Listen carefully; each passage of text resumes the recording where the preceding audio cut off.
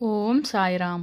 అనంతకోటి బ్రహ్మాండ నాయక రాజాదిరాజ యోగిరాజ పరబ్రహ్మ శ్రీ సచ్చిదానంద సమర్థ సద్గురు సాయినాథ్ మహారాజ్కి జై. సాయి భక్తులందరూ ఎలా ఉన్నారు ఫ్రెండ్స్? ఆ సాయినాథుని దయ వల్ల మీరందరూ బాగుండాలి, అందులో నేను ఉండాలి అని మనస్ఫూర్తిగా కోరుకుంటూ ఈరోజు వీడియోనైతే ప్రారంభిస్తున్నానండి. వీడియోని ప్రారంభించే ముందు అందరినీ ఒక చిన్న రిక్వెస్ట్ చేసుకుంటున్నాను. మన ఛానల్ని ఎవరైనా ఫస్ట్ టైం చూస్తుంటే సబ్స్క్రైబ్ చేసుకోండి. అలానే వీడియోకి ఒక చిన్న లైక్ ఇచ్చి చూడడానికైతే ట్రై చేయండి. ఈరోజు వీడియోలో మనం తెలుసుకోబోతున్న టాపిక్ ఏంటి అంటే, మీ నుండి దూరమైన బంధము మీ గురించి ఏమి ఆలోచించబోతుంది అనేది మనం ఈరోజు తెలుసుకుందాము. అంతకన్నా ముందు నేను మీతో కొన్ని విషయాలైతే చెప్పుకోవాలండి. చాలామంది కూడా బాబాని చాలా ఎక్కువగా నమ్ముతూ ఉంటారు. నేను కూడా అందులో ఒకదానిని. చాలా అంటే చాలా ఎక్కువ నేను నమ్ముతానండి. మనము బాబాకి అని తెగ పూజలు చేయాల్సిన అవసరము లేదు. ఆయన కోసం ఉపవాసాలుండి అలా ఇలా చేయాల్సిన అవసరం అయితే అస్సలు లేదండి నన్ను అడిగితే. కానీ మనకు తోచినంత వరకు మనము ఇతరులకి సహాయపడాలి. అలానే ఆయన మీద మనము భక్తి, శ్రద్ధ, నమ్మకంతో ఉంటే చాలండి. చాలామంది కూడా నాతో ఏం చెబుతున్నారు అంటే, ఫకీర్ని నమ్మకండి, ఆయన భజన చెయ్యకండి ఇలా అంటున్నారు. అలా అనడం ఎంతవరకు కరెక్ట్ అండి? నిజంగా మీకు ఆయన వల్ల, ఆ బాబా వల్ల మీ లైఫ్లో ఏం జరిగిందో ఏంటో నాకైతే తెలియదండి.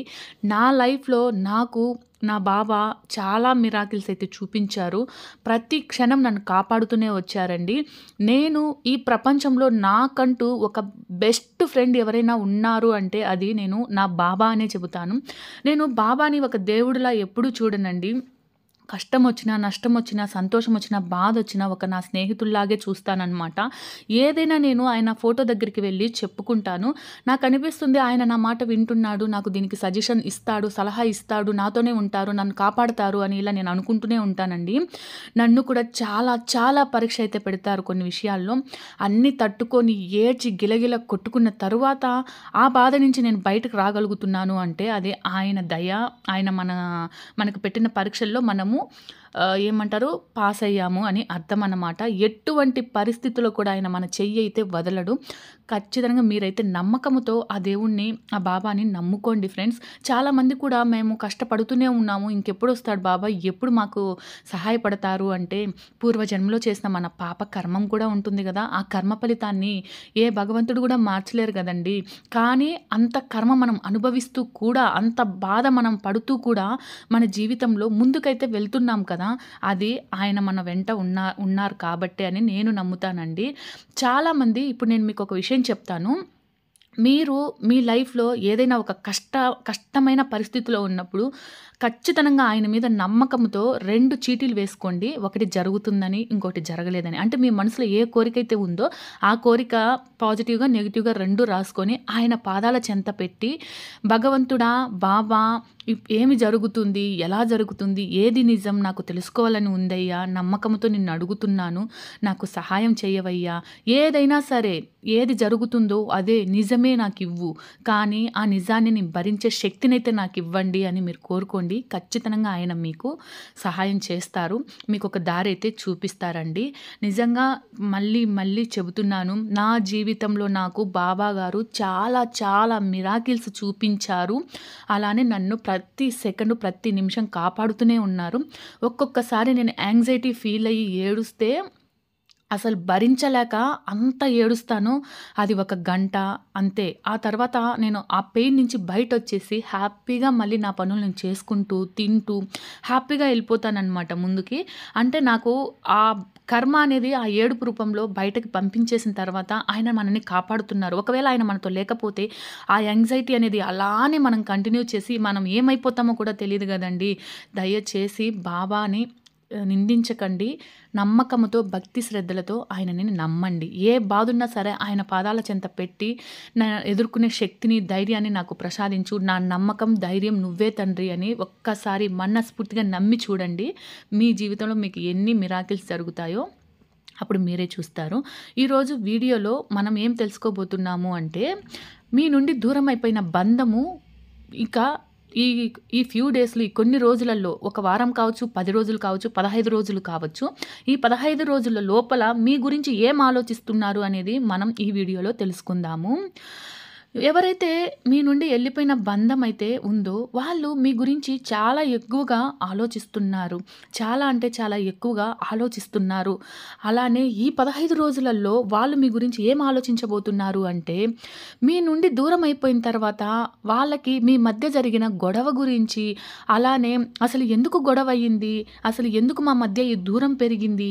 ఇవన్నీ కూడా వాళ్ళు ఆలోచించబోతున్నారు. వాళ్ళ ఆలోచన చాలా అంటే చాలా ఎక్కువగా మీ మీద ఉండబోతుంది. మీ రిలేషన్‌షిప్ మీద, మీ బంధం మీద, మీ ఇద్దరి మధ్య ఉన్న బంధం గురించి వాళ్ళు చాలా ఎక్కువగా ఆలోచించబోతున్నారు. కానీ కొంతమంది కలిసి ఉండి మాట్లాడుకోకుండా అలా ఉంటారు కదా! వాళ్ళకైతే ఇంతవరకు గొడవ జరగకపోతే ఈ 15 రోజుల్లో గొడవ పడే అవకాశం గూడా ఉంది. అది కూడా మీ రిలేషన్‌షిప్ కోసమే, నిలబెట్టుకోవడం కోసమే. కాబట్టి కొంచెం జాగ్రత్తగా ఉండండి. అలానే ఆల్రెడీ గొడవ పడి విడిపోయి ఉంటారు కదా! వాళ్ళైతే ఏం ఆలోచిస్తున్నారు అంటే, అసలు గొడవ ఎందుకొచ్చింది? ఎక్కడొచ్చింది? ఎలా వచ్చింది? అసలు ఈ గొడవ జరగడానికి కారణం నా ప్రవర్తనే కదా! ఇలా ఎన్నెన్నో ఆలోచిస్తూ వాళ్ళ తప్పును వాళ్ళు సరిచేసుకుంటూ మళ్ళీ నీ జీవితంలోకి రావడానికైతే ప్రయత్నిస్తారు. ఖచ్చితంగా ఈ బంధం మనసులో నీ నుండి దూరమైపోయిన నీ బంధం మనసులో నీ మీద ఎనలేని ప్రేమ అయితే ఉంది. వాళ్ళు మీ గురించి చాలా ఎక్కువగా ఆలోచిస్తారు. అలానే మీ జీవితంలోకి తిరిగి వస్తారు. కానీ వాళ్ళేమనుకుంటున్నారంటే, మీరు ఈ గొడవ వల్ల కావచ్చు, లేదా వాళ్ళ ప్రవర్తన వల్ల కావచ్చు, మీ మనసు మారి మీరు వాళ్ళ లైఫ్‌లో నుండి మూవ్ ఆన్ అయిపోతున్నారని వాళ్ళనుకుంటున్నారు. కానీ బాగా ఆలోచించిన తర్వాత వాళ్ళకి ఏమనిపిస్తుంది అంటే, నా వ్యక్తి ఎవరైతే ఉన్నారో, ఇప్పుడు వాళ్ళు అలా కనిపిస్తున్నారు. నా నుండి మూవ్ ఆన్ అయినట్లు, నా విషయంలో వాళ్ళు ఇలా ఇష్టం లేనట్లు ఉన్నారు అని. కానీ మనసులో మాత్రము మీరు చాలా మంచి వాళ్ళని, ఈ రిలేషన్‌షిప్ పరంగా చాలా డెడికేట్‌గా ఉన్నారని, మీరు ఎటువంటి పరిస్థితుల్లో వాళ్ళని వదలరు అని, వాళ్ళు ఏమి చేసినా, ఎలా చేసినా సరే మీ బంధం మళ్ళీ నిలబడుతుంది. నా నా వ్యక్తి ఎప్పుడు కూడా నా విషయంలో నన్ను వదిలేసి వెళ్ళిపోదు అని ఇలా అయితే ఆలోచిస్తుంటారు. వాళ్ళ ఆలోచనలు పలు రకంగా మారతాయి. కానీ లాస్ట్‌కి పాజిటివ్‌గానే ఆలోచిస్తారు. మీరు ఎప్పుడైతే వాళ్ళని పట్టించుకోకుండా మీ లైఫ్‌లో మీరు హ్యాపీగా ఉన్నట్లు వాళ్ళకు కనిపిస్తున్నారో, వాళ్ళది అస్సలు తీసుకోలేకపోతారు. అలానే ఎలాగైనా సరే మీతో మాట్లాడాలి, మీ దగ్గరికి రావాలి, మీ మనసులో ఏముందో తెలుసుకోవాలి, ఈ రిలేషన్‌షిప్‌ని నిలబెట్టుకోవాలి, మళ్ళీ ఒక ఛాన్స్ తీసుకోవాలి. ఇలా ఎన్నెన్నో రకాలుగా అయితే వాళ్ళ ఆలోచనలు ఉండబోతున్నాయి. ఖచ్చితంగా దూరంగా ఉన్న మీ బంధం అయితే ఈ 15 రోజుల్లో ఆలోచించి మీ దగ్గర అయ్యే ఛాన్సెస్ కూడా ఉన్నాయి. అందుకోసంగా మీరేం చేయాలంటే, మీరు చాలా స్ట్రాంగ్‌గా సెల్ఫ్ కేర్‌తో నమ్మకంగా మీరు జీవితంలో ముందుకైతే వెళ్ళాలి అని ఈరోజు టాపిక్‌లో అయితే మనం తెలుసుకున్నామండి. జై సాయిరాం. లోకా సమస్త సుఖినో భవంతు. ఆ బాబా దయ మీకు ఎప్పుడు ఉండాలని